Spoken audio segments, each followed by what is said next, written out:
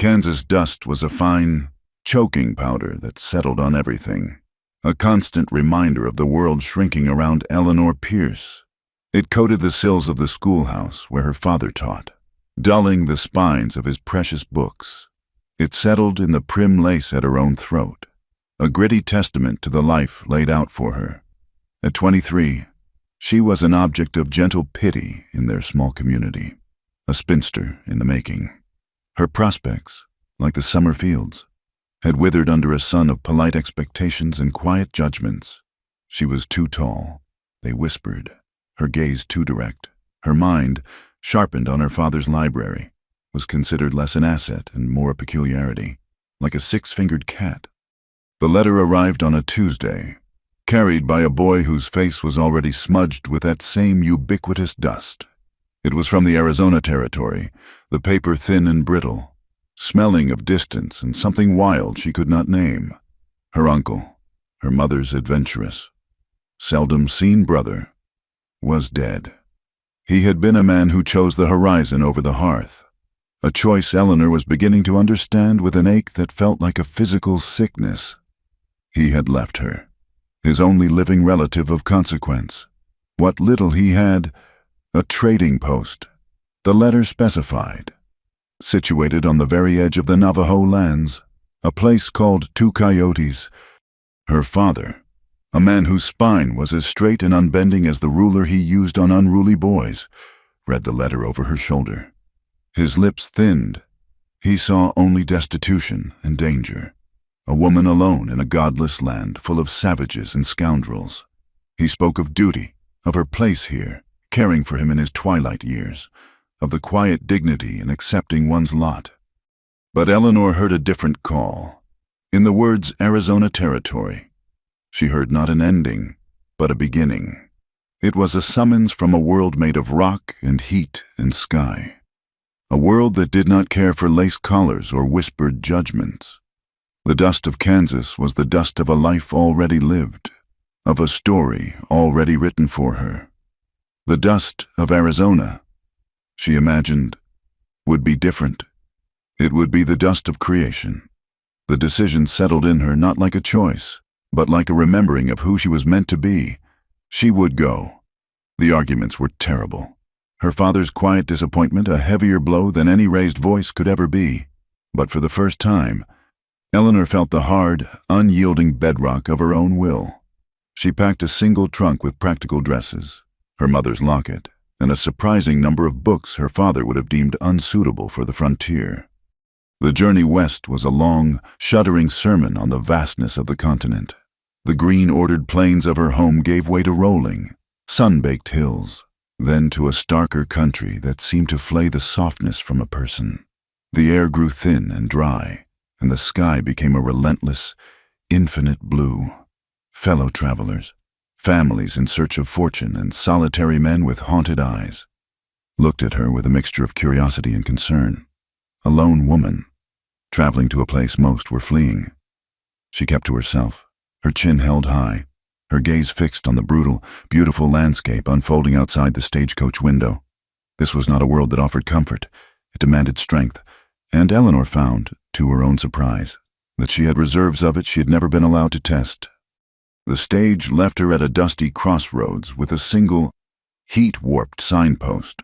One arm pointed toward the town of Prescott, the other, weathered and barely legible, pointed down a rutted track toward Two Coyotes. The trading post was another 5 miles. The driver told her, his eyes lingering on her with a professional sort of pity. He wished her luck in a tone that suggested she would need all of it. She paid a man with a rickety buckboard to take her and her trunk the final distance. The silence of the desert was the first thing that struck her. It was not an absence of sound. It was a presence, a living thing made of the whisper of wind over sand, the skittering of unseen lizards, and the distant cry of a hawk. Saguaro cacti stood like silent, multi-armed sentinels against the horizon. The earth was red, the color of a fresh wound, and the mountains in the distance were the bruised purple of a fading twilight. It was a land of violent beauty, and it terrified and thrilled her in equal measure. When the trading post came into view, her heart sank. was not just neglected. It felt surrendered. The adobe walls were crumbling, the wooden sign creaking on a single hinge. Shutters hung askew, like broken teeth in a grimacing mouth. The corral was empty, its gates swinging in the hot breeze. It looked as though her uncle had simply walked away one day, and the desert had immediately begun its patient work of reclaiming what belonged to it. The buckboard driver unloaded her trunk onto the porch, accepted his payment with another dubious glance, and left her in a cloud of red dust. Eleanor stood alone, the sole occupant of her new kingdom of ruin. For a moment, the weight of her decision pressed down on her. The faces of her Kansas neighbors, smug in their certainty of her failure, swam before her eyes. She took a deep breath, the air searing her lungs. It smelled of dust and creosote and something else, something faintly metallic and unsettling. She pushed the heavy wooden door open. The inside was a cavern of shadows and dust motes dancing in the few shafts of light that pierced the gloom. A long counter ran the length of the main room, coated in a thick layer of grime. Shelves stood mostly empty, save for a few tins of beans and a scattering of forgotten tools. It was a place of ghosts, of transactions long past. She walked through the main room to the small living quarters in the back, a simple cot, a table with one chair, a cold fireplace. Everything was covered in the same fine dust. It was a spare, lonely existence her uncle had led. A deep sense of unease began to creep over her. The silence in here was different from the living silence of the desert outside. This was a dead, watchful quiet. She noticed a door at the far end of the main room, leading to what must be the storeroom. It was slightly ajar. The strange, metallic smell was stronger here. She pushed the door open, her hand trembling slightly. The storeroom was dark, the air thick and stagnant. Light from the main room cut a sharp rectangle onto the dirt floor, illuminating sacks of flour slumped against the wall, barrels of what she guessed was salted pork, and piles of Navajo blankets, their vibrant colors muted by the shadows, and something else, a shape on the floor, half hidden behind a stack of crates. At first, she thought it was another pile of blankets, but it was too still, too dark. A low sound, a ragged exhalation of breath, reached her ears. It was the sound of pain. Eleanor's heart hammered against her ribs. Her father's warnings about scoundrels and vagrants screamed in her mind. She should run. She should bar the door and wait for someone, anyone, to come along the empty road. But her feet, guided by an impulse stronger than fear, moved forward. She stepped into the storeroom, her eyes struggling to adjust to the gloom. The shape resolved itself into the form of a man. He was lying on his side, his face turned away from her. He was Native American, his skin the color of burnished copper, his black hair long and matted with dirt and something dark and wet. He wore buckskin trousers and was naked from the waist up. His back and shoulders were a canvas of muscle and sinew, even in repose, and they were covered in blood. A dark, ugly gash ran from his left shoulder down his side, a ragged tear in his flesh that was crusted and angry-looking. Flies buzzed lazily around the wound. His breathing was shallow, punctuated by that same rattling groan. He was not just injured, he was dying. Eleanor stood frozen, her mind a whirlwind of terror and a strange, fierce compassion. This was a man, a human being, bleeding to death on the floor of her property. She saw a rifle lying on the floor a few feet from his outstretched hand. He was a warrior, then a Navajo, judging by the turquoise bracelet on his wrist. A savage. Her father would have called him. She took another step closer. She could see his face now, in profile, high cheekbones, a strong jaw, a mouth set in a grim line even in unconsciousness. He was younger than she had first thought, perhaps not yet 30. A deep line was carved between his brows, a permanent mark of pain or concentration. Despite the blood and the dirt, there was a stark, undeniable beauty to him, the kind of beauty forged in hardship and sun. not in parlors and drawing rooms. She knelt beside him, her practical cotton dress brushing the dirt floor. She reached out a hesitant hand, not to the wound, but to his forehead. It was burning with fever. His skin was dry and hot, and a tremor ran through his powerful frame. He was burning from the inside out. The infection was already in him. The decision was not even a conscious thought. It was a certainty that rose from that same deep well of will she had discovered in Kansas. She could not let him die. Leaving him here would be a kind of murder. She looked at his still form, at the proud, harsh lines of his face, and saw not a savage, but a man at the mercy of a cruel fate. Her uncle had left her this place, this ruin. Perhaps he had left her this man, too. The thought was absurd, yet it settled in her with a strange sense of rightness. With a resolve that surprised her, she stood up. First, water. She found the well out back, the rope dry and stiff, the bucket heavy. She hauled it up, her soft hands already chafing, and carried the cool, precious water inside. She found clean rags in a chest in the back room, tearing them into strips. She knelt beside him again, this time with purpose. Gently, so gently, she began to clean the wound. It was worse than she had thought, deep and festering. He flinched at her touch, a low growl rumbling in his chest, but he did not wake.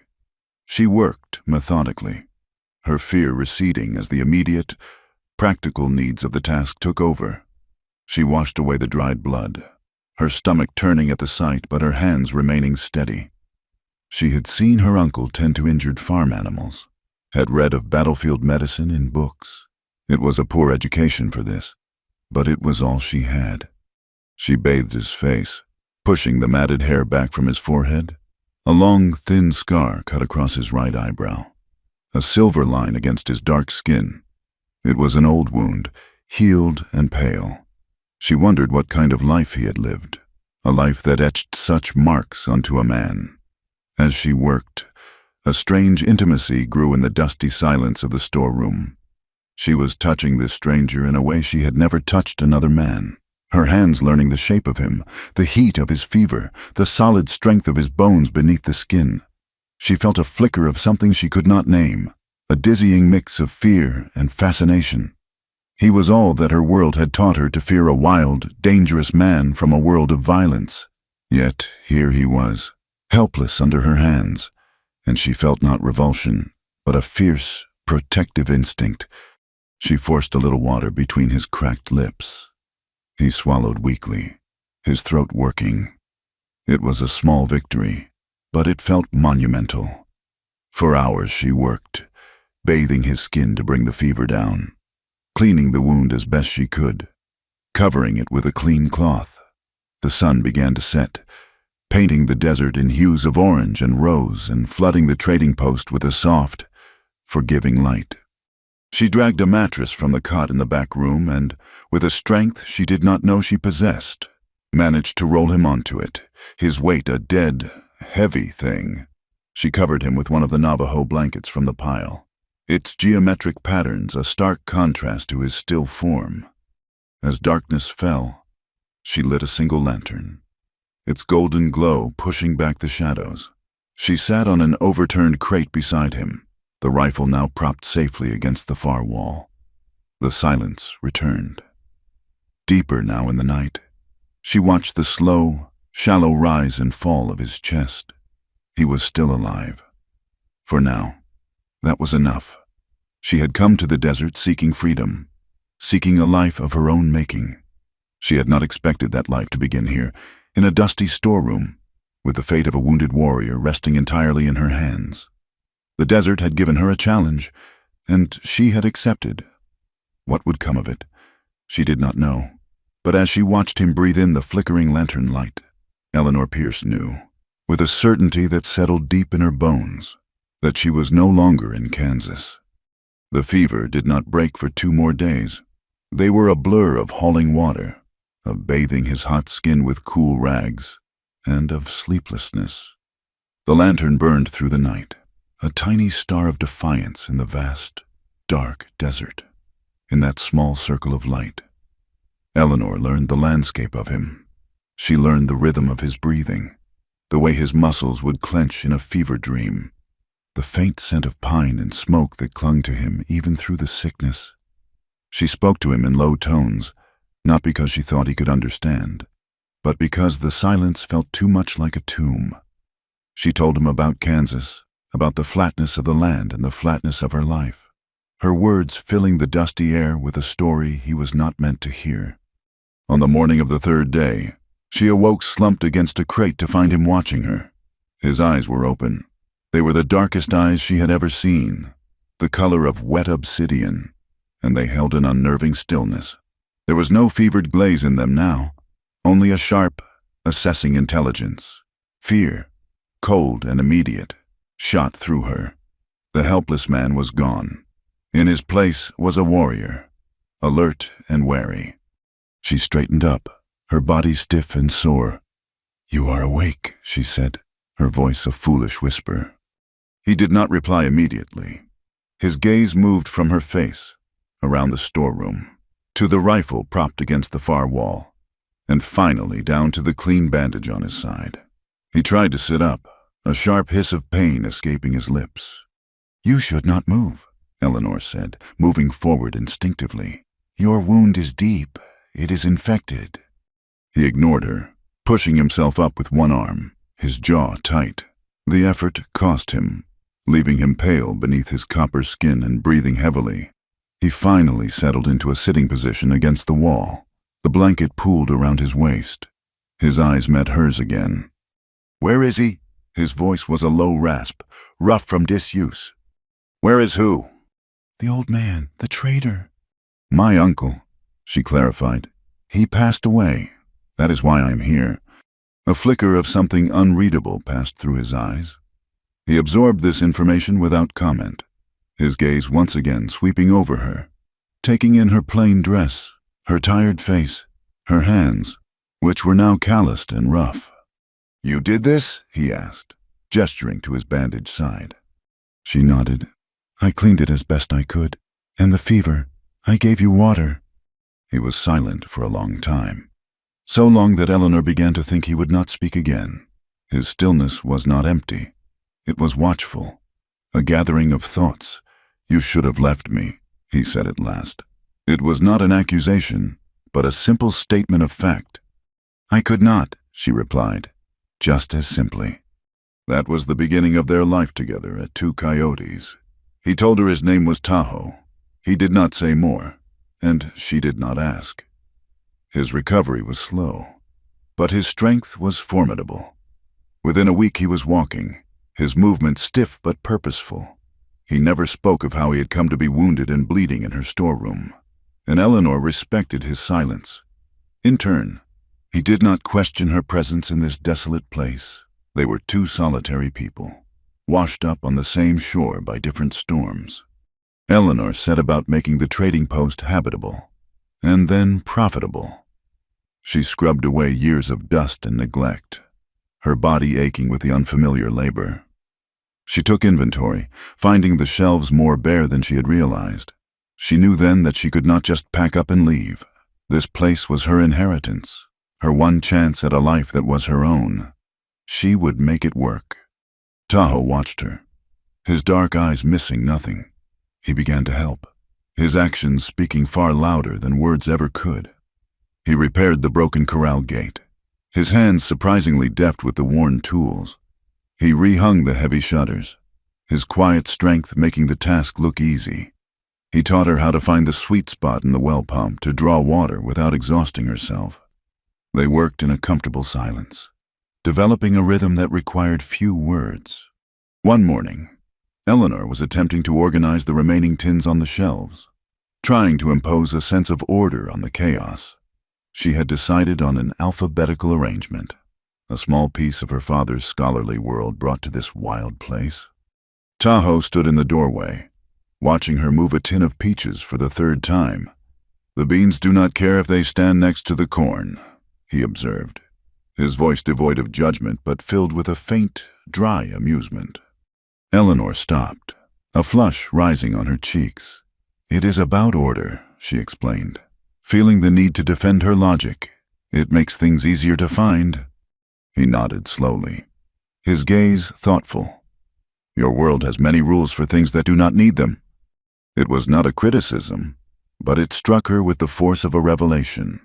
She looked at the shelves, then at him, standing there so solidly in the morning light, a man who belonged to the red earth and the vast sky. His world had rules, she knew, but they were the rules of the seasons, of the sun and the rain, of life and death. Her rules suddenly seemed flimsy and foolish. As he grew stronger, the Navajo began to come.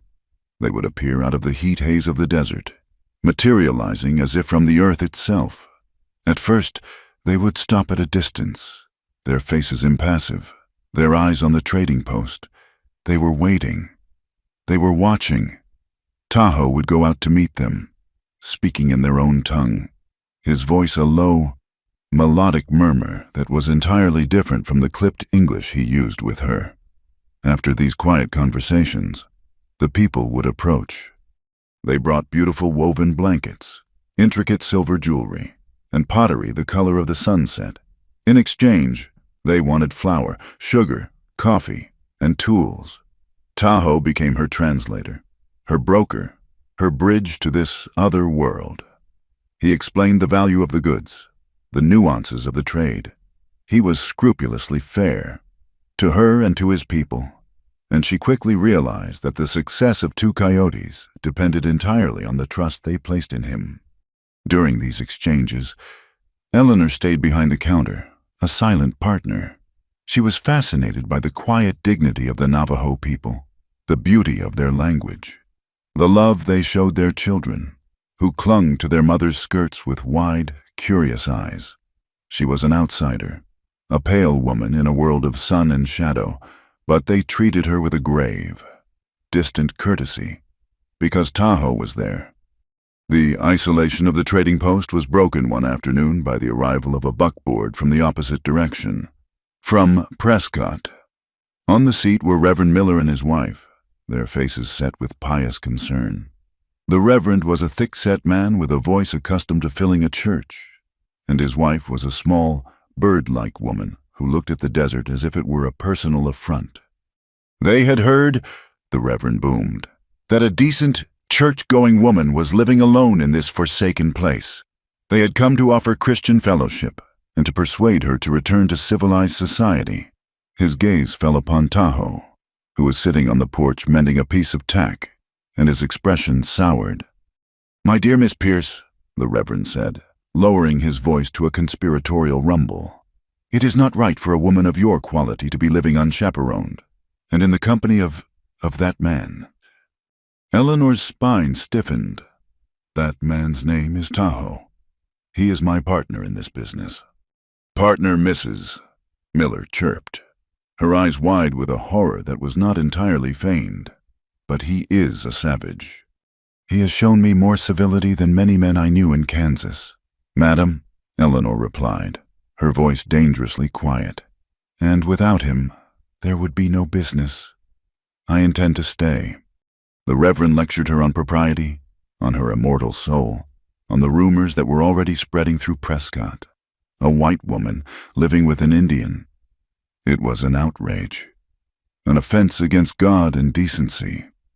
Eleanor listened, her hands clenched into fists at her sides. She felt the old cage of expectations closing around her, the same cage she had fled Kansas to escape. But this time, she refused to be trapped. She thanked them for their concern, told them she was quite capable of managing her own affairs, and showed them the door. They left in a cloud of dust and disapproval, their parting glances promising further trouble. When they were gone, the silence they left behind was heavy. Tahoe had not moved from his spot on the porch, his head bent over his work. But Eleanor knew he had heard every word. The space between them, once so comfortable, was now charged with a new and difficult awareness. Days later, the sky turned a bruised, yellowish gray. The air grew still and heavy, and a strange, oppressive silence fell over the desert. Tahoe looked to the horizon. "A storm is coming," he said. He began securing the shutters, moving with an unhurried efficiency that spoke of long experience. Eleanor helped him, her heart thudding with an unnamed anxiety. The wind came first, a low moan that grew into a howling shriek. Then the sand hit. It came in a solid, blinding wall, blotting out the sun, the sky, the entire world. The trading post was plunged into a suffocating twilight. The sand blasted against the adobe walls, a relentless, scouring assault. It forced its way through every crack, under the door, a fine, gritty powder that coated everything. They were trapped inside. The world reduced to the four walls of the trading post. The roar of the wind was deafening, a physical force that made the very air vibrate. Eleanor lit a lantern, its small flame flickering wildly, casting their elongated shadows onto the walls. The outside world, with its judgments and its rules, was trying to tear its way in. They did not speak. There was nothing to say. Tahoe stood by the window, peering through a small gap in the shutter, his profile a stark silhouette against the raging storm. Eleanor found herself watching him, unable to look away. She watched the solid set of his shoulders, the quiet strength in his stillness. In that moment, the Reverend's warnings seemed like the ravings of a madman. Savage, this man was the calm center of the storm. He was more grounded, more real than anyone she had ever known. A fierce gust of wind slammed against the building, and a shutter tore loose from its upper hinge, banging violently against the wall. Before Eleanor could even cry out, Tahoe moved. He was across the room in an instant, battling the door against the force of the wind, and was out into the blinding chaos. She watched in horror through the doorway as he fought his way through the maelstrom. A shadowy figure wrestling with the broken shutter, the wind tearing at him, trying to rip him away. He managed to secure it, and then he was back inside, slamming the door and barring it, his body covered in a layer of red dust, his black hair wild around his face. He leaned against the door, breathing hard, and looked at her. His dark eyes held the fury of the storm itself, and in their depths, Eleanor saw something else, something that made her own breath catch in her throat, a raw, unguarded intensity, an echo of the same confusing, powerful feeling that was churning inside her. She realized with a terrifying clarity that her attraction to him was not just about his strength or his stark beauty or the safety she felt in his presence. It went deeper. It was the way he looked at her, as if he saw not the spinster from Kansas, but the woman she was becoming. He saw her, and he did not judge. In the heart of the storm, surrounded by the howling rage of the desert, Eleanor Pierce finally admitted the truth to herself. She was falling in love with him. The storm scoured the world clean. When the wind finally died, and the sand settled, a profound silence fell over the desert, broken only by the drip of water from the roof where the rain had found a new way in. The sky was a pale, washed-out blue, and the air smelled of wet earth and cleansed sage. It felt like the first day of creation. They spent the next 2 days digging themselves out. A dune had drifted against the front of the trading post, burying the porch and pinning the door shut. They had to use the storeroom exit, shoveling the heavy, damp sand until their muscles screamed in protest. Something had shifted between them. Something as real and tangible as the newly sculpted landscape. The easy, companionable silence they had shared was gone, replaced by an awareness so acute it was almost painful. Eleanor found she could no longer look at Tahoe directly. Instead, she was conscious of him in other ways. She knew where he was in a room without seeing him, as if he carried his own center of gravity that pulled at her senses. She was aware of the breadth of his shoulders as he lifted a heavy sack, the grace of his movements as he climbed onto the roof to inspect for damage, the low timbre of his voice when he spoke, which he did now even less than before. He, too, seemed to have retreated behind a new wall. His watchfulness, which had once felt protective, now felt like a careful distance.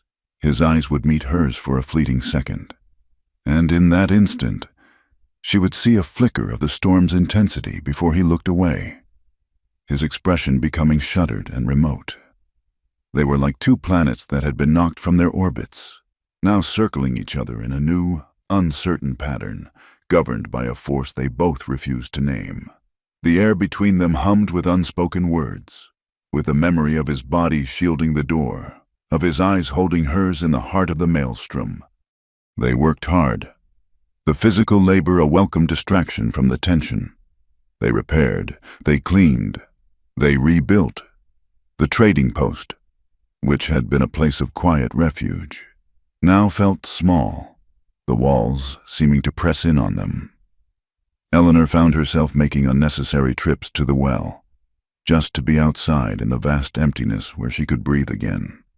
She would stand with the bucket in her hand, staring out at the horizon, her heart a tangled knot of fear and a longing so sharp it was a physical ache. She had acknowledged her love for him to herself, but that knowledge was a dangerous, volatile thing. It had no place in the world, no language it could be spoken in. It was a secret she had to carry alone, and it was heavier than any bucket of water. The evenings were the most difficult. After a simple meal of beans and coffee, the lengthening shadows would drive them inside. The single lantern would be lit, casting its familiar golden circle of light. But the space no longer felt cozy. It felt charged, like the air before a lightning strike. Eleanor would try to read, her eyes scanning the same page over and over without comprehension. Tahoe would sit by the cold hearth, sharpening a knife or oiling a piece of leather, his focus so absolute he seemed to have forgotten she was even there. But she knew he had not. His stillness was a conscious act, a form of defense. She could feel him holding himself back, and it made her want to weep. One evening, nearly a week after the storm, Eleanor was cleaning the last of the storm's debris from the main room. A lantern globe had been cracked in the chaos, and she had set it aside on a high shelf. Now, reaching for it, her fingers clumsy with fatigue, she misjudged the distance. The fragile glass slipped, and she instinctively tried to catch it. A sharp, searing pain shot through her left hand. She cried out, a small, involuntary sound, and pulled her hand back. A shard of glass had laid her palm open. Blood, dark and shockingly red in the lantern light, welled up instantly, dripping onto the floorboards. Tahoe was on his feet before the second drop hit the floor. He crossed the room in 2 silent strides, his previous lethargy vanishing as if it had never been. "Let me see," he commanded, his voice low and urgent. He took her wrist, his grip firm but gentle, and turned her hand toward the light. His touch sent a jolt through her, a current of heat that had nothing to do with her injury. The cut was deep, a clean, straight line that gaped when he gently probed the edges. "It needs to be cleaned well," he said, his eyes focused on the wound. "And stitched, maybe." The glass was not clean. He looked up and met her gaze, and for the first time in days, the wall was gone. His eyes were clear and dark, and filled with a raw concern that made her heart contract. He led her to a chair at the table, as if she were a child. "Sit, do not move." He moved with quiet purpose, fetching the basin of water, the clean rags she always kept ready, and a small leather pouch she had never seen before. He knelt before her, placing the basin on the floor. He had been working outside until dusk, and in the heat of the evening had shed his shirt. His chest and shoulders, burnished by the sun and the lantern light, were a landscape of lean, hard muscle. He smelled of clean sweat and the dry desert air. He took her hand again, resting it on his knee, and began to clean the wound. His touch was incredibly delicate. His calloused fingers, so strong and capable, moved with a surgeon's precision, washing away the blood. His gaze intent on his task. Eleanor watched his bent head, the way his long black hair fell forward, obscuring his face. She watched the play of muscle in his back as he worked. Every part of her was aware of their proximity, of the heat radiating from his body, of the simple, shocking intimacy of the moment. She had tended to him in his weakness. Now he was tending to her. The reversal was profound, a shifting of a balance she had not even realized existed. He drew a fine needle and some kind of thin, dark thread from his leather pouch. "This will hurt," he said, his voice soft, apologetic. He did not look at her as he spoke, keeping his focus on her hand. She simply nodded, unable to speak. She braced herself for the sting of the needle, but as he prepared to make the first stitch, her free hand, acting on an impulse she did not understand and could not control, rose. She needed to steady herself, to hold on to something. She needed to touch him. Her fingers came to rest on his chest, just over his heart. The skin was warm, smooth, alive. Beneath her hand, she could feel the slow, solid beat of his heart. It was the steadiest thing she had ever felt in her life. Her touch was light, tentative, a question asked without words. He went completely still. The needle paused just above her skin. His breath hitched, a barely audible sound. For a long moment, he did not move, did not breathe. Then, very slowly, he raised his head. His eyes found hers, and the world seemed to fall away. There was no trading post, no desert, no lantern casting flickering shadows. There was only the space between them, a space so charged with unspoken feeling that the air itself felt thick. Her fingers, still resting on his chest, traced a small, unconscious circle.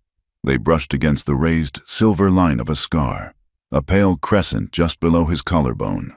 It was an old wound, long healed, but she could feel the story of it beneath her fingertips, the memory of violence and pain. This was him. Not just the quiet, strong man who fixed her corral and translated for her, but a man who had been wounded, who had survived. A ghost of a smile touched his lips, a sad, knowing, gentle thing. His voice, when he finally spoke, was a low murmur, a sound meant only for her, softer than a whisper yet as clear as a bell. "Careful, Darlin," he said. "That's where you live now." The words struck her with the force of a physical blow. Her breath caught in her throat. He was not talking about the scar. He was talking about his heart, the heart that was beating so steadily beneath her hand. It was a confession, a declaration, an invitation. He was telling her that this space, this vital, protected center of his being, was hers, that she had, without either of them planning it, taken up residence there. A single tear welled in her eye and traced a hot path down her cheek. She did not know what to say, what to do. The truth of his words resonated so deeply within her that it felt like a homecoming. Yes, that was where she lived. And in that same moment, she knew with absolute certainty that her own heart had found its place, there in the warm, solid strength of him. He held her gaze for another long moment, his dark eyes searching hers, seeing everything, seeing the truth she could no longer hide. Then, the moment shattered. The intensity in his eyes was banked, the shutters coming down once more. His expression became carefully neutral, with his customary efficiency. He returned his attention to her hand and began to stitch the wound, his movements quick and precise. The sting of the needle was a distant, secondary pain. He finished his work, bandaging her hand with clean linen strips. His touch was now impersonal, professional. He stood up, putting a careful, deliberate distance between them. "Keep it clean," he said, his voice flat, all the warmth gone from it. He turned and walked to the far side of the room, picked up a saddle he had been mending, and sat with his back to her. The silence that fell was a new and terrible kind.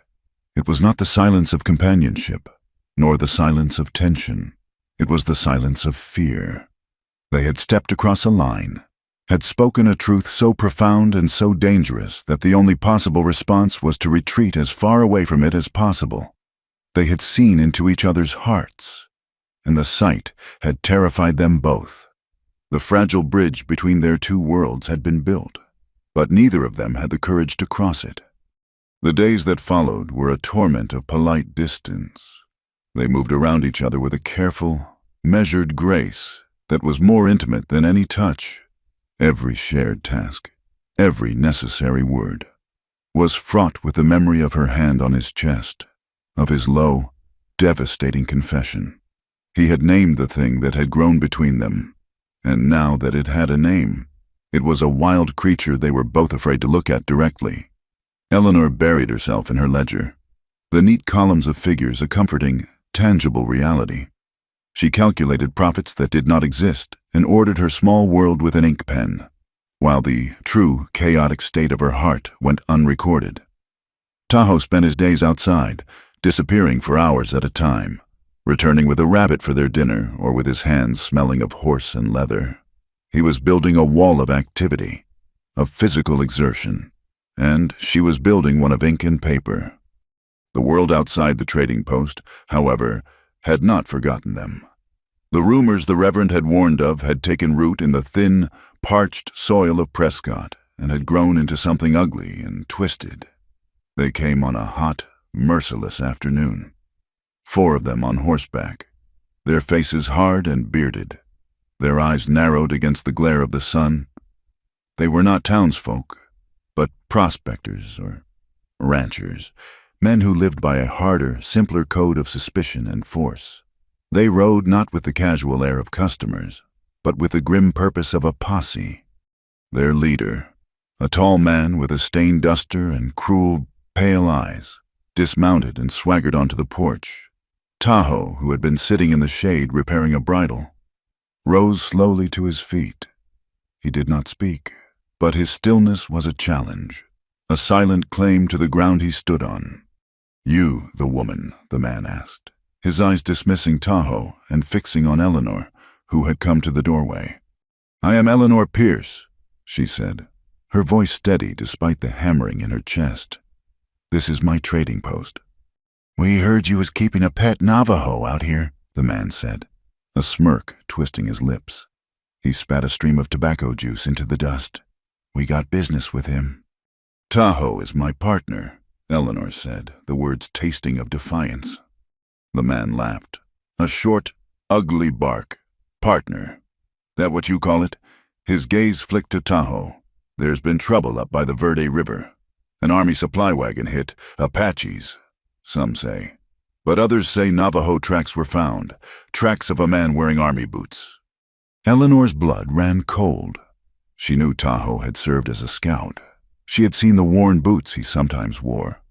"He spies for them," another man on horseback chimed in, his voice full of self-righteous certainty.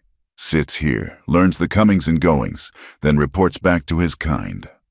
"That is a lie," Eleanor said, stepping fully onto the porch, positioning herself slightly in front of Tahoe. "He has not left this place in weeks." "And you'd tell us if he had," the leader sneered. "You, living out here in sin with a redskin." The insult struck her with physical force, but before she could retort, Tahoe spoke. His voice was quiet, yet it cut through the hot, tense air. "I have killed more Apache than you have ever seen. White man, I have scouted for your soldiers. Your fight is not my fight." "It is now," the leader said, his hand dropping to the pistol at his hip. "We're taking you to the fort at Prescott. They can sort it out. We ain't having no spy living this close to decent folk."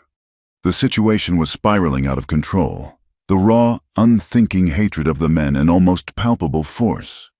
They began to advance, spreading out to surround the porch. One of them, clumsy in his aggression, backed into a crate where Eleanor kept a spare lantern. It tilted, fell, and the glass globe shattered on the dry wooden planks of the porch. Kerosene splashed out, a dark, spreading stain. Another man, either through malice or sheer stupidity, tossed his cigar butt down. The flames erupted with a hungry whoosh. The dry sun-baked wood of the porch ignited instantly. The fire, fed by the spilled kerosene, raced up the wall of the trading post with a terrifying speed. The men yelled, jumping back from the heat. The confrontation was forgotten, replaced by the primal, chaotic spectacle of the fire. For a moment, Eleanor was frozen, watching in horror as her home, her sanctuary, Her entire world was consumed. Then a desperate clarity seized her. Her ledger, the small metal box with her savings. She turned and ran back into the smoke-filled room, coughing as the acrid fumes filled her lungs. She snatched the box and the book from the counter, her eyes streaming. The heat was immense, the crackle of the flames a deafening roar. When she stumbled back out onto the sand, gasping for clean air, she saw that the men had cornered Tahoe against the corral. Their blood was up, their faces lit by the hellish orange glow of the fire. Their intentions clear. They were no longer planning on taking him to any fort. They were a mob, and they wanted a life. Tahoe stood with a fence post in his hand, his back to the rails, facing the four of them. He was not panicked. His face was a mask of cold, lethal calm. He moved with a warrior's economy, fending off their lunges, but she could see he was tiring, that it was only a matter of time. Something inside Eleanor broke. It was the dam of fear, of propriety, of a lifetime spent being a quiet, sensible woman. She ran to the side of the burning building where Tahoe kept his rifle propped, just inside the door. She grabbed the heavy weapon. It was impossibly solid in her hands. She did not know how to shoot it, did not even know if it was loaded, but they did not know that. "Get away from him," she screamed, her voice raw and torn by smoke. They turned, their eyes wide with surprise at the sight of her, the spinster from Kansas, holding a rifle with a desperate, unwavering aim. The fire roared behind her, framing her in a vision of righteous fury. She was a wild thing, her hair coming loose from its pins, her face smudged with soot, her eyes blazing. The moment of their hesitation was all Tahoe needed. He moved like a striking snake, bringing the fence post down on the knee of the nearest man, who screamed and crumpled. He shoved another back into the leader, and then he was beside her, grabbing her arm. "Come," he said, his voice a low command. "Now." He pulled her away from the inferno, away from the enraged and shocked men. They ran, they plunged into the deepening twilight of the desert, the burning trading post a terrible, beautiful pyre behind them, lighting their way. They ran until their lungs burned and their legs ached, leaving behind the only home they had. They did not stop until the fire was a tiny, flickering star on the horizon. They slowed to a desperate, stumbling walk, moving deeper into the wilderness. The moon rose, a sliver of silver in the ink-black sky, casting the landscape in ghostly relief. They were fugitives, with nothing but the clothes on their backs and a shared, terrible knowledge there was no going back. The desert night grew cold. An hour later, the weather turned. The wind picked up, not with the dry heat of a sandstorm, but with a damp, chilling edge. Dark clouds scudded across the sky, swallowing the moon and the stars. A low rumble of thunder echoed in the distance. Then the rain began. A few fat, cold drops that quickly turned into a driving, icy downpour. They were soaked in minutes, their clothes clinging to them, the cold seeping into their bones. They were exposed, exhausted, and utterly miserable. Tahoe scanned the landscape, his eyes sharp even in the near-total darkness. He spotted a dark shape ahead, a jumble of boulders at the base of a mesa. "There," he said, his voice barely audible over the drumming of the rain. He half carried, half dragged her toward it. They found what they were looking for, a shallow cave, more of a deep overhang, carved into the rock by centuries of wind and water. It was not much, but it was shelter. They collapsed inside, huddling together at the back of the small space, away from the driving rain. They were shivering uncontrollably, their teeth chattering. The adrenaline had faded, leaving behind a bone-deep exhaustion and a stark, terrifying fear. They had lost everything. They were being hunted. They could die out here from the cold alone. In the darkness of the cave, all the walls they had built between them were gone. There was no pretense left, no room for polite distance.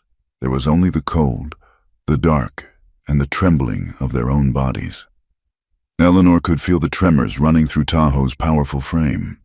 He was as cold and as frightened as she was.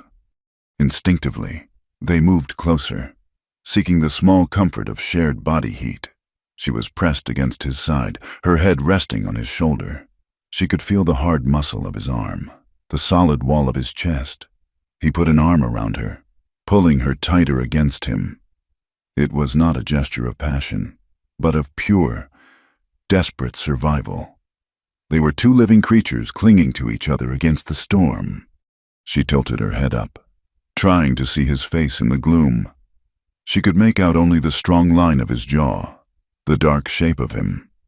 But she could feel his breath, warm against her cheek. She could feel the frantic beating of his heart. Or perhaps it was her own.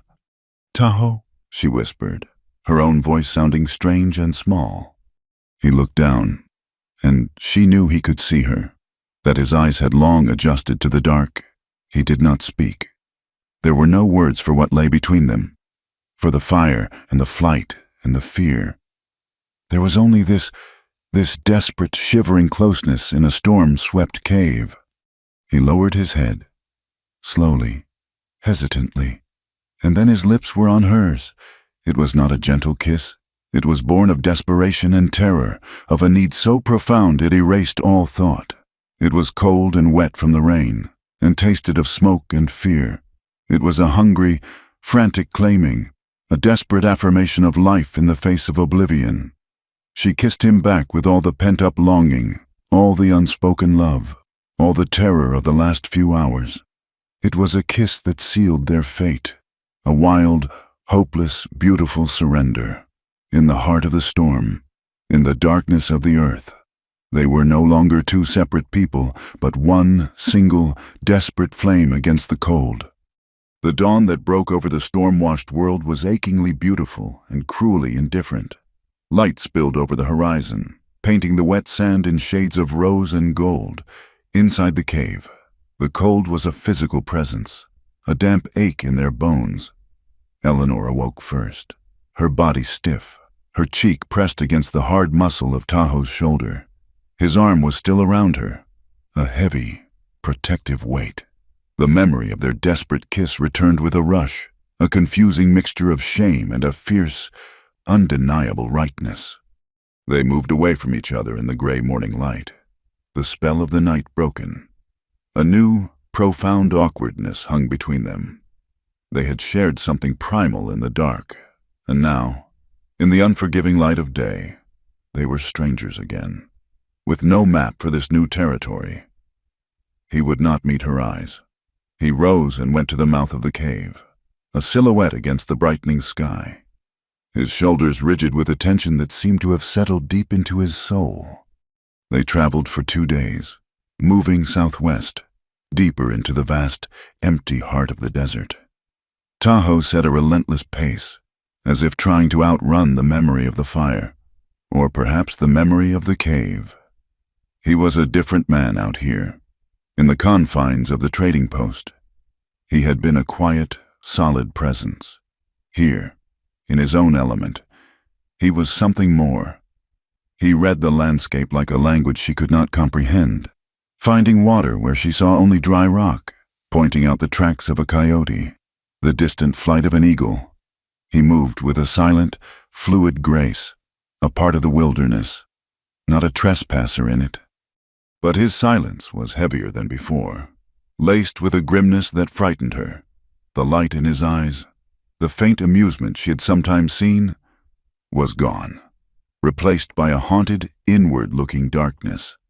She knew, with a sinking certainty, that he was leading them to a specific place, a place that was pulling him forward with a grim, magnetic force. On the afternoon of the second day, they crested a low mesa, and he stopped.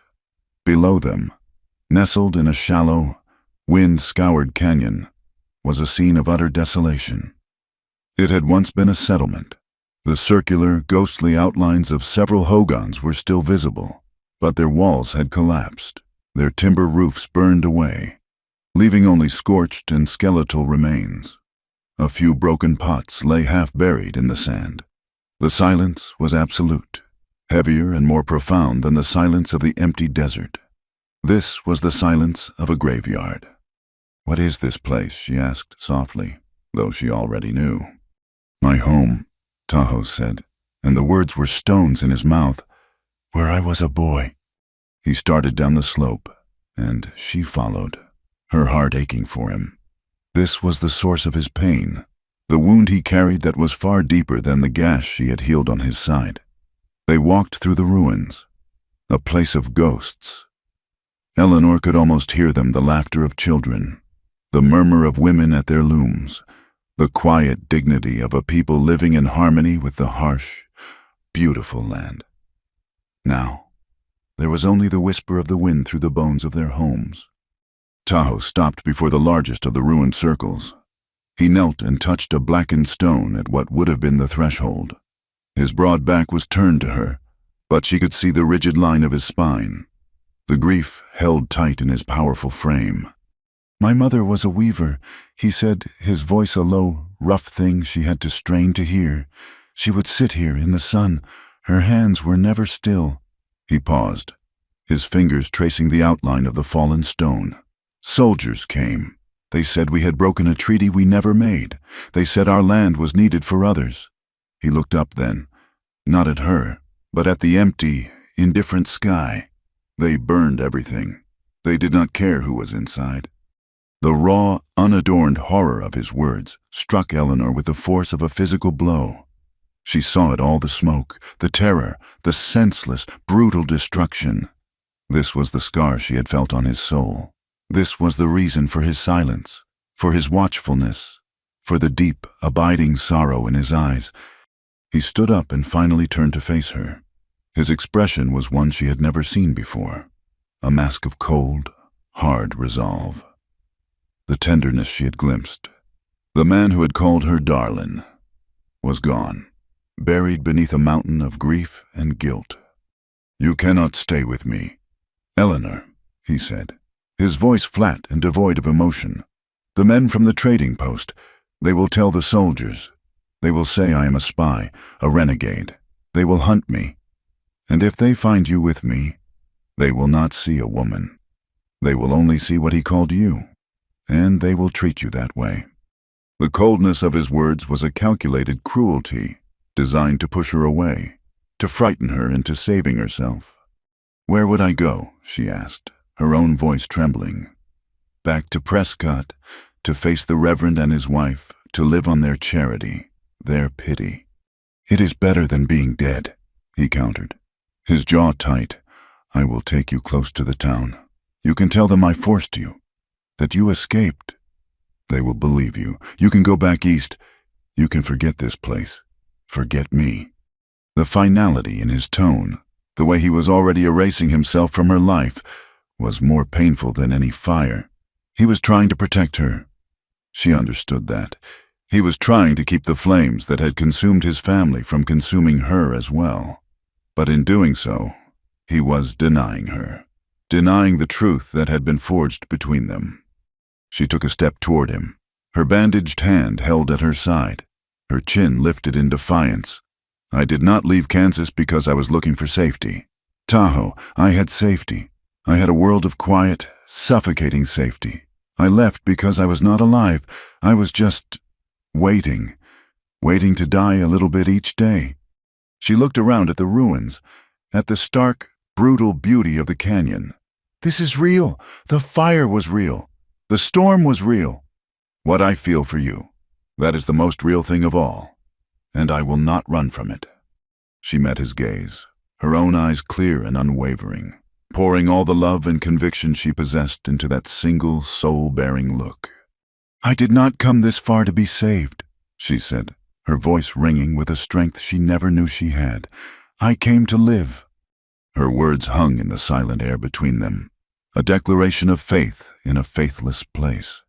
She saw the shock in his eyes, the cracking of his cold resolve. He had expected fear, tears, arguments. He had not expected this. He had not expected a strength that mirrored his own. He had seen her as something precious to be protected, and she was showing him she was a warrior in her own right. He took a ragged breath, the sound of a man breaking.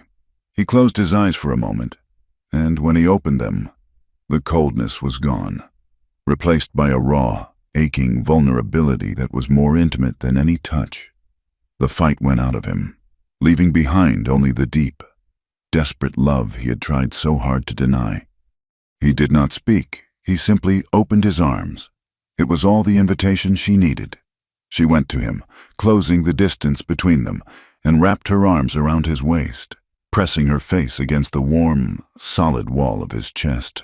He held her, his arms enfolding her completely, his hand stroking her hair. He held her as if she were the only anchor in a world that had tried to drown him. They stood like that for a long time, two survivors in a field of ghosts, finding solace in the ruins. The sun began to set, bleeding color across the western sky. He led her to a sheltered spot at the back of what was once his mother's hogan, a space protected from the wind by a section of wall that still stood. He laid out the one blanket they had saved from the fire. There, in the fading light, surrounded by the ghosts of his past, they came together. It was not an act of frantic passion like the kiss in the cave. It was slow, hesitant, a sacred and tender exploration. It was awkward and imperfect, a fumbling of tired, grieving bodies and hearts overflowing with a love that had no place in the world. It was a joining that was equal parts pain and solace, a mixing of his deep, silent grief and her fierce, defiant hope. She traced the scars on his body, the old one on his chest and the new one on his side, and it felt like she was healing him with her touch. He undid the pins in her hair, letting it fall around her shoulders, and looked at her as if he were seeing the sun for the first time. Their coming together was a quiet, desperate prayer. It was a rebellion against death, an act of creation in a place of destruction, in the heart of the desolate canyon, under a blanket of stars. They were not a white woman and a Navajo man. They were just a man and a woman, stripped of everything but their shared love and their will to survive.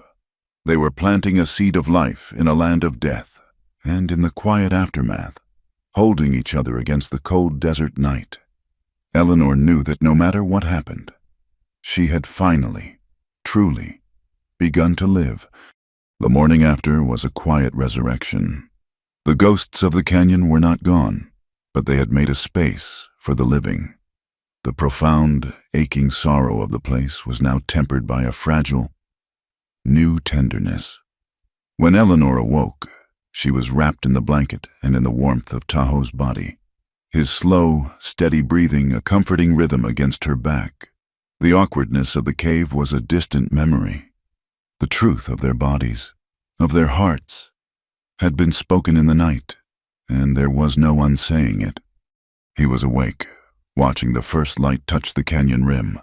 He turned his head and his eyes met hers, and in their dark depths, she saw not the haunted warrior, but the man who had laid his heart open for her. He raised a hand and gently brushed a stray piece of hair from her cheek, his calloused fingers unbelievably soft against her skin. It was a simple gesture, a quiet claiming that said more than 1,000 words. There was no going back. They both knew it. They had crossed the river of fire, and there was no bridge to the life that had been. Their days took on a new, quiet rhythm, a strange domesticity in the heart of the wilderness. They were fugitives, but for a few precious days, in the isolation of the canyon, they were simply a man and a woman building a life from the ashes. He taught her things she would need to survive, how to read the sun to tell the time, how to find the starchy, edible root of the yucca plant, how to be still, to listen to the desert's subtle language. She, in turn, brought a softness to their harsh existence. She would tell him stories from the books she had read, her voice a low murmur in the evenings as they sat by a small, smokeless fire, and she would watch, fascinated, as a small, rare smile would touch his lips. But the peace was a mirage, a beautiful, shimmering illusion they both knew could not last. The world was still out there. The hunt was on.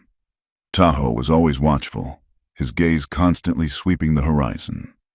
One afternoon, he climbed to the top of the mesa, motioning for her to stay hidden. He lay flat on the warm rock, a part of the landscape, for over an hour.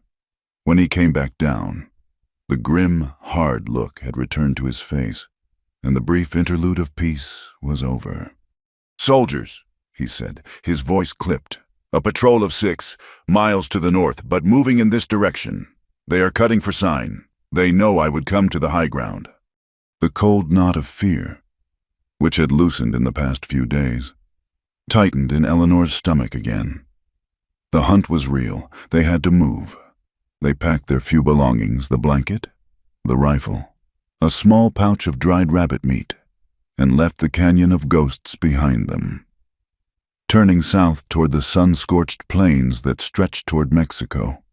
The journey was a blur of heat and thirst and a constant, gnawing fear. They traveled by night when they could, resting during the hottest part of the day in the sparse shade of a rock outcropping or a deep arroyo. Tahoe was relentless, pushing them both to the edge of their endurance. He was a shadow, moving through the landscape with an expertise that was both magnificent and terrifying. He was in his element, but it was an element of flight, of pursuit. Eleanor struggled to keep up, her city-bred body protesting, but she never complained. She would look at his straight back, at the tense set of his shoulders, and she would find a new reserve of strength. She was no longer just running for her life. She was fighting for theirs. One evening, as dusk was settling, painting the sky in violent streaks of purple and orange, they were making their way through a labyrinth of hoodoos, strange rock formations that rose from the desert floor like ancient, petrified giants. Tahoe suddenly stopped, holding up a hand. He melted back into the shadows, his body language signaling an alarm more potent than any shout. Eleanor froze, her heart hammering. A lone rider emerged from between two of the stone pillars. He was a white man, lean and weathered, dressed in buckskin and an old, battered army hat. He rode with an easy, familiar slouch, but the rifle he carried across his saddle was held at the ready. He was not a soldier in a blue uniform, but he had the unmistakable air of one, a scout. Eleanor's first instinct was to run, but Tahoe stepped out from behind a rock, moving into the rider's path. The two men faced each other in the fading light, their stillness a silent, dangerous question. The rider's eyes narrowed, and then a slow look of recognition and of profound relief spread across his face. "Tahoe," the man said, his voice a low, gravelly rasp. "I will be damned. I almost shot you." "You would have missed Ezekiel," Tahoe replied, and the faintest hint of their old banter returned. A ghost from another life. The man, Ezekiel, dismounted. He was older than Tahoe, his face a roadmap of sun and hardship, but his eyes were a clear, startling blue. They were the eyes of a man who saw everything. His gaze shifted to Eleanor, taking in her worn dress, her determined face, and the way she stood just behind Tahoe. There was no judgment in his look, only a weary understanding. "I have been tracking you for 3 days," Ezekiel said, turning his attention back to Tahoe. "Came out from Prescott as soon as I heard. I told the captain I was scouting for Apache signs south of the Mogollon Rim. Bought myself some time." Heard what Tahoe asked, though he already knew. "The fire at the trading post. Those prospectors came back with a wild tale. Said you were a renegade, a spy, that you burned the place yourself and took the woman." Ezekiel shook his head, a gesture of disgust. "It was all the excuse they needed. There is a warrant out for your arrest, signed by the commander at Fort Whipple himself, for treason, for rebellion." Treason! The word was a death sentence. Eleanor felt a wave of dizziness. This was worse than she had imagined. They were not just accusing him of being a spy, they were accusing him of waging war. "They want you dead, Tahoe," Ezekiel said, his voice grim. "They do not want a trial, they want a body. I came to tell you to keep riding south. Do not stop until you are deep in Mexico. It is your only chance." The three of them stood in the twilight, the stone giants their only witnesses. The choice was laid bare before them, a life of exile, or a certain death The price of their love was to be hunted for the rest of their days. Tahoe looked at Eleanor. In his eyes, she saw the terrible weight of his past, of the fire that had taken his family, and the certainty that the same injustice was coming for him now. He had no reason to trust the white man's world, no reason to believe in its laws or its mercy. Mexico was the only logical answer. "We will go south," Tahoe said to Ezekiel, but his eyes were on Eleanor. He was making a statement, but he was also asking a question. He was giving her the chance to choose the path of survival. And in that moment, Eleanor saw their future stretching out before them. A life spent in the shadows, always looking over their shoulders, always afraid.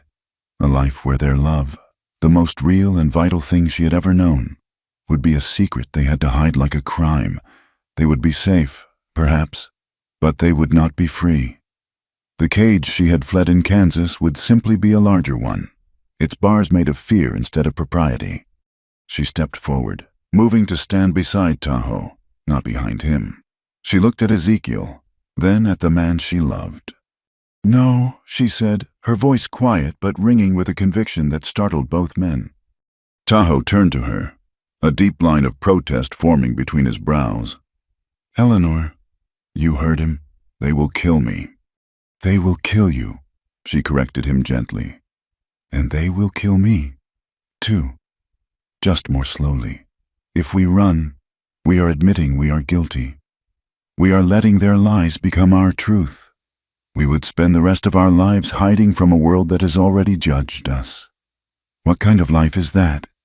She reached out and took his hand, her fingers lacing through his. "Tahoe, I love you, and because I love you, I will not live in the dark with you. I will not have our life be something we are ashamed of." She looked deep into his eyes, her heart in her throat, praying he would understand. "Think of this place," she said, her voice dropping to a near whisper, gesturing at the silent, ruined homes in the canyon they had left behind. Their lives were stolen from them. Their truth was burned and buried. If we run, we are burying our own truth. If we have to live hiding forever, then we are already dead. The silence that followed was profound. Ezekiel looked from her face to Tahoe's, his weary expression shifting to one of grudging admiration. Tahoe stood frozen, her words washing over him, dismantling the hard, practical logic of survival he had lived by his entire life. She was not offering him safety. She was offering him something far more dangerous and far more precious. She was offering him honor. She was offering him a chance to fight for the truth of their life together, not on a battlefield with weapons, but in the heart of the world that condemned them. He searched her face, looking for any sign of doubt, of fear. He found none. He found only a love so fierce and a courage so bright that it humbled him. She was not the woman he had sought to protect. She was the woman who was showing him the way. Slowly, a new light dawned in his eyes, chasing away the haunted shadows. The grim line of his mouth softened. He brought her hand to his lips and pressed a kiss to her knuckles. "Then we will not die in the dark," he said, his voice rough with an emotion he could not name. He looked at Ezekiel. "We are going back to Prescott." The journey back to Prescott was the opposite of Eleanor's first journey west. That had been a flight toward freedom. This was a deliberate march into a cage. Ezekiel rode ahead, his presence a grim sort of safe passage, ensuring they were not shot on sight before they even reached the town. They walked, leading Ezekiel's horse, a small, somber procession against the vast, indifferent landscape. Tahoe's hand rarely left hers. It was not a gesture of comfort, but of solidarity, a silent, shared vow. He was walking back toward a world that had burned his home and murdered his family, and he was doing it for her, for the truth of the life they had started. The weight of that love was a heavier burden than any fear. Their arrival in Prescott created a silent, immediate stir. Doors opened. Faces appeared in windows. People stopped in the middle of the street to stare. The whispers followed them like a trail of dust. There was the woman who had run off with the savage. There was the renegade himself, walking into town as bold as brass. The crowd that gathered was a mixture of the curious, the hostile, and the deeply unnerved. Eleanor held her head high, her gaze fixed forward, drawing strength from the steady pressure of Tahoe's hand. She felt the judgment of 100 eyes, but for the first time in her life, the opinions of others felt small and distant, like the buzz of insignificant flies. The town marshal, a man with a drooping mustache and weary eyes, met them in front of his office. He looked from Ezekiel to Tahoe, his expression one of profound reluctance. He was a man of the law, but he was also a man who knew the temper of his town. This would be trouble. He took Tahoe into custody, his movements almost apologetic. The clang of the jail cell door shutting was the loneliest sound Eleanor had ever heard. Ezekiel found her a room at the boarding house, a small, airless space that smelled of boiled cabbage and lye soap. The landlady, a woman with a face like a clenched fist, took Eleanor's money but looked at her as if she were something unclean.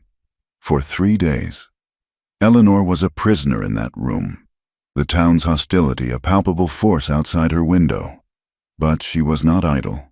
She spent the time going over her story, her testimony, not as a performance, but as a clarification of the truth in her own mind.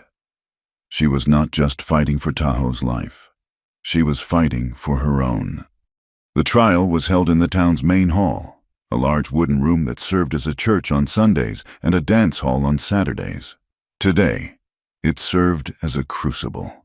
It was packed to the rafters, the air thick with the heat of too many bodies and the sour smell of prejudice. Eleanor sat on a hard bench at the front, with Ezekiel beside her. Tahoe was brought in, his hands shackled. He did not look at her, but she felt his presence like a physical warmth. He stood before the judge, a circuit judge with a tired face and sharp, intelligent eyes, and his dignity was a silent rebuke to the entire proceeding. The prosecutor was a young, ambitious army captain who saw this not as a search for justice, but as an opportunity for advancement. He began by calling the leader of the prospectors to the stand. The man, whose name was Jebediah Smith, swaggered to the front, took the oath, and proceeded to weave a tapestry of lies. He painted Tahoe as a sullen, threatening presence from the very beginning. He claimed Tahoe had started the fire in a fit of rage, trapping them all, and had then abducted Miss Pierce, a helpless, terrified woman. He spoke the words savage and renegade with a self-righteous venom that the jury, a panel of 12 grim-faced ranchers and merchants, seemed to soak up like dry earth drinks rain. Next came the Reverend Miller. He was more subtle, and therefore more dangerous. He spoke of his Christian concern for Miss Pierce's welfare. He described her as a woman of good breeding who had fallen under a dark and powerful influence. He recounted her refusal of his guidance, her stubborn insistence on living in that God-forsaken place with that man. He did not accuse Tahoe of any crime directly, but he painted a picture of Eleanor as a woman who had lost her way, her judgment clouded, her very soul in peril. He made her a victim, not of abduction, but of her own foolish, female weakness. The captain presented his other evidence, the attack on the supply wagon, the testimony of a soldier who had found tracks made by army boots near the scene. It was all smoke, all insinuation, but in the stuffy, charged atmosphere of the courtroom, it began to take the shape of a hangman's noose. Then the captain called Eleanor to the stand. A hush fell over the room. This was the spectacle they had all come to see, the fallen woman. She walked to the front, her back straight, her steps measured. She took the oath, her voice clear and steady. Tahoe watched her, and for the first time, a flicker of something fear, hope, a terrible vulnerability showed in his guarded eyes. The captain began with a tone of patronizing sympathy. He asked her if she had been afraid, if the defendant had threatened her, if she had gone with him willingly. "I did not go with him, Captain," Eleanor said, her voice carrying to every corner of the room. "We fled together." She then began to speak, not just answering his questions, but telling the truth. She described the men's arrival, their accusations, their aggression. She told the court how Jebediah Smith and his companions had backed Tahoe against the corral, how they had been the ones to start the fire, through their own drunken carelessness. "They speak of fire," she said, her gaze sweeping over the jury. "But they were the ones who brought the spark. They speak of threats, but they were the ones who came with menace in their hearts and pistols on their hips." She turned her attention to the Reverend. "Reverend Miller speaks of my soul. I will tell you about my soul. In Kansas, my soul was in a small, neat box, tied with the ribbons of propriety and expectation. I was told what to think, how to feel, who to be. It was a safe life, and it was no life at all. When I came to this territory, I came seeking a place where I could breathe. At the trading post my uncle left me, I found it." She looked directly at Tahoe then, a public declaration that was more intimate than any whisper.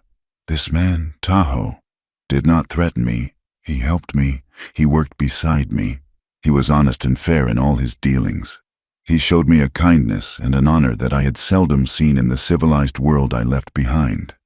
He was wounded when I found him. My uncle, a good man, had saved his life once before. I did what any decent human being would have done. I cared for him." The prosecutor tried to interrupt, but the judge waved him to silence, his tired eyes now alert and focused. The room was utterly still. "You have heard testimony about army boots," Eleanor continued, her voice ringing with passion. "Yes, Tahoe served as a scout for the army. He fought for you. He bled for you. And when his service was done, you cast him out.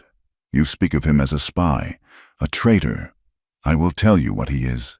He is a man whose people were slaughtered, whose home was burned to the ground by the very soldiers he once served. And despite that, he has never raised a hand in anger against an innocent man. The anger in that trading post was not his. It belonged to Mr. Smith and his friends, men who see a man with dark skin and immediately assume he is a criminal." Tears were now streaming down her face, but she did not let her voice break.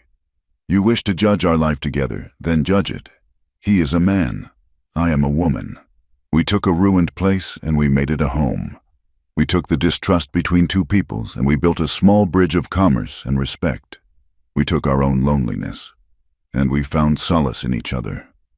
If that is a crime, then I am guilty of it.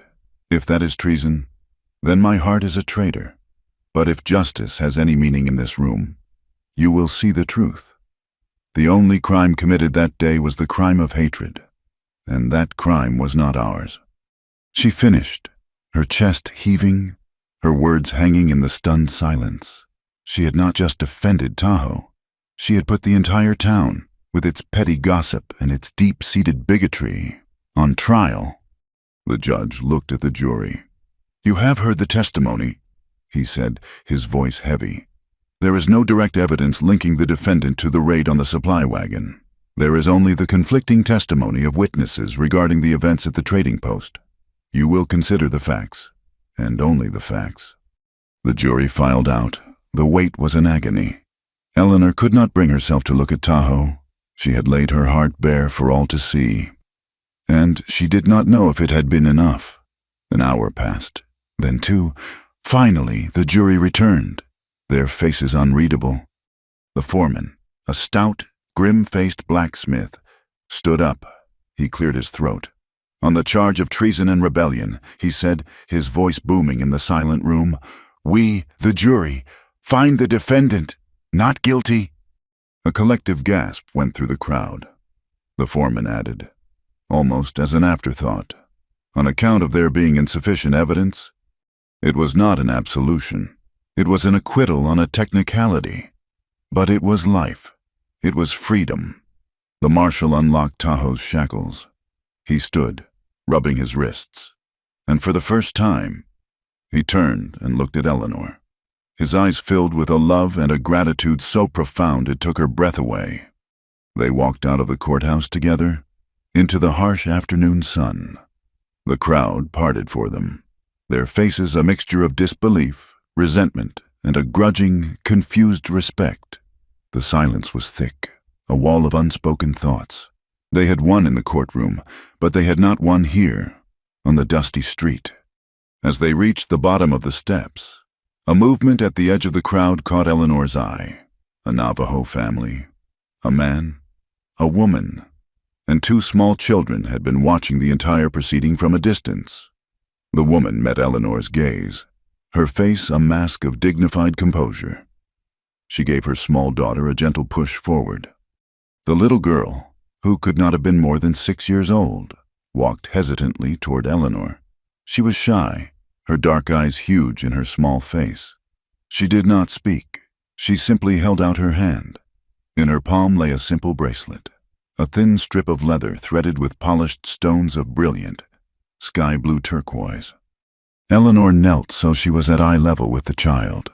She held out her own hand, the one with the pale, thin scar Tahoe had stitched. The little girl gently took her hand and slipped the bracelet onto her wrist. The blue of the stone was a shock of vibrant life against her pale skin. The child gave her a shy, fleeting smile, then turned and ran back to her mother's side. Eleanor stood up, her eyes meeting the mother's once more. The woman gave a slow, deliberate nod. It was a gesture of profound meaning. It was not just thanks. It was acceptance. It was a welcome. In the eyes of his people, she was no longer the white woman. She was one of them. She belonged. Tahoe came to stand beside her, his hand finding hers. He looked at the bracelet, then at her face. He did not need to ask what had happened. He knew. They stood together on the street in Prescott, free but still outcasts, surrounded by a hostile world. But on Eleanor's wrist was a circle of blue, a promise of a different kind of home, a different kind of belonging, and for the first time since the fire, the future did not feel like a threat, but like a place they would build together. A year can be a lifetime. A year can be the turning of a page or the writing of an entirely new book. For Eleanor and Tahoe, it was both. The ground where the trading post had burned was not left barren. From the ashes, something new had risen, built not just with fresh adobe and sturdy timber, but with a stubborn and resilient hope. The new Two Coyotes trading post was larger than the old one, with a wide, welcoming porch and sturdy shutters that could be barred against any storm, natural or human. It stood not as a fortress, but as an invitation, a quiet testament to the will of the two people who called it home. It was no longer just a place of commerce. It had become a crossroads. On any given day, the quiet air would be filled with a mixture of languages. Navajo families would arrive on horseback or in wagons, their quiet dignity a familiar and welcome sight. They would unroll blankets of breathtaking color and design on the porch, their patterns telling stories older than the territory itself. They brought silver and turquoise, pottery and baskets. In return, they left with sacks of flour, tins of coffee, and bolts of bright calico cloth. Miners and prospectors from the hills, men who had once looked at Tahoe with suspicion, now traded with him. Their initial prejudice slowly eroded by his unwavering fairness and his quiet, unshakable integrity. They came for his goods, but they also came for his knowledge of the land, for his advice on which water holes were dry and where the game had moved. He had become a necessary man, a bridge between two worlds that had for so long only known how to meet in conflict. Eleanor moved through this new world with a grace and confidence that the girl from Kansas would not have recognized. She was no longer a visitor here. She was its heart. The Arizona sun had burnished her skin, and the hard work had strengthened her body. Her hands, once soft and pale, were now capable and sure. She managed the ledger with a keen eye, her neat script recording the flow of life through their small outpost.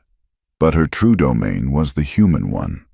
She knew the names of the Navajo children, had a kind word for the lonely prospectors, and could bargain with a sharp-eyed rancher with a gentle firmness that always left him feeling he had gotten the better end of the deal, even when he had not. The turquoise bracelet was a permanent fixture on her wrist, a constant, beautiful reminder of the day she had found her true people. And now, There was a new life stirring within her. She was 6 months with child, her condition a soft, gentle rounding of her figure that seemed to fill their small home with an even greater sense of purpose. This child, their child, would be born of two worlds, a living symbol of the bridge they had built. It was a terrifying and profoundly joyful prospect. She would often rest a hand on her belly and feel the faint, fluttering kick, a secret message from a future she had never dared to dream of. The most radical transformation, however, had taken place not in the trading post itself, but in the small, sturdy shed they had built beside it.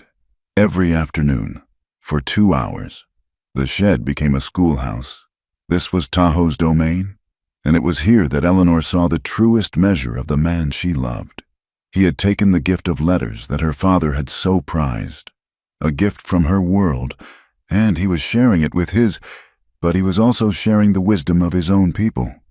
The students were a motley collection of 5 Navajo children and the 2 young sons of a homesteader who lived a few miles down the creek.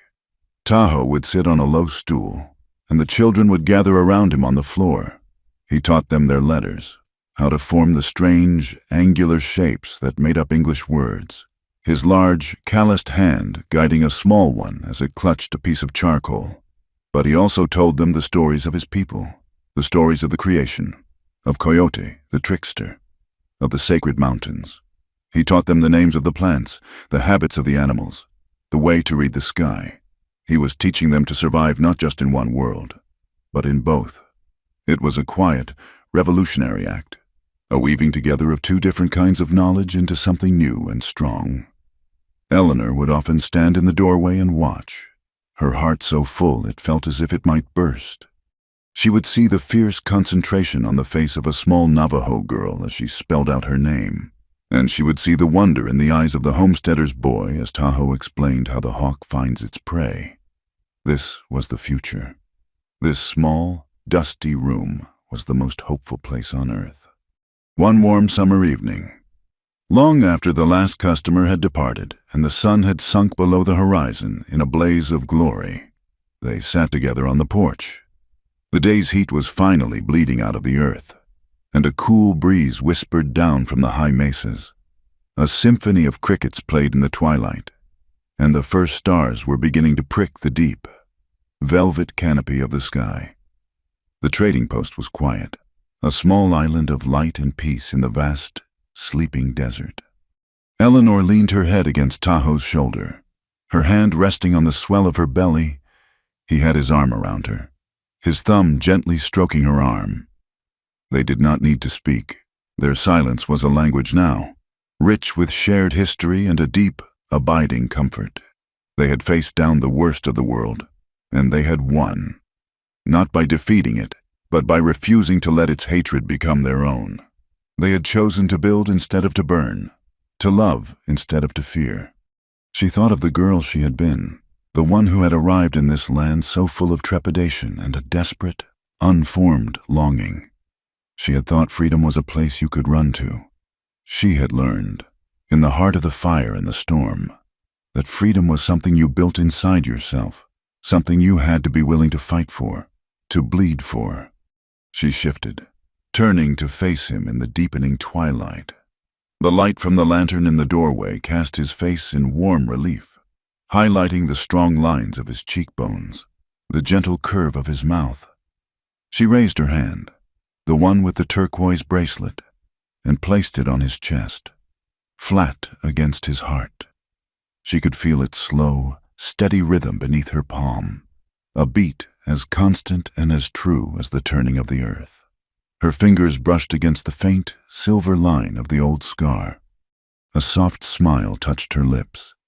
She looked into his dark, loving eyes and whispered the words that had become the creed of her heart. She told him that this was where she lived now. He did not hesitate. The haunted look was gone forever, replaced by a deep, quiet joy that seemed to emanate from the very center of his being. He brought his hand up to cover hers, pressing it gently against his chest. A slow, beautiful smile spread across his face, a smile that held all the storms they had weathered, all the peace they had found. He told her, his voice a low, warm murmur that was for her and her alone, that it always was. Darlin, it always was. Thank you so much for listening to the story. We would love for you to comment with where you are listening from, so we can all connect and share our thoughts. And please subscribe to my channel Wild West Tales, like the video, and support us further by pressing the hype button so this story can be heard by more people.